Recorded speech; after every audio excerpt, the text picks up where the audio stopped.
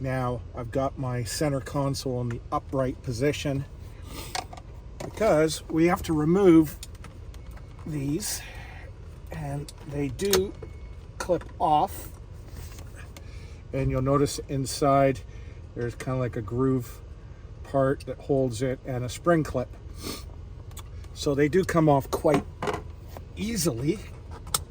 They are just a pain to get out with the center part down. And that exposes now the two top part Torx screws, which luckily does match up with this. And I can see somebody has taken this out before because they have damaged the plastic a bit. Doesn't look as clean.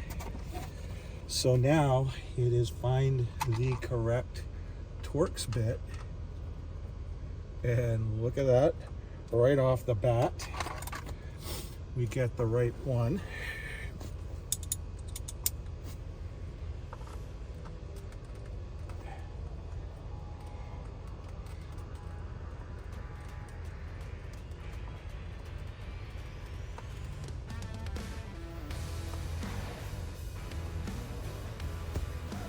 And it really looks like a self-tapping screw.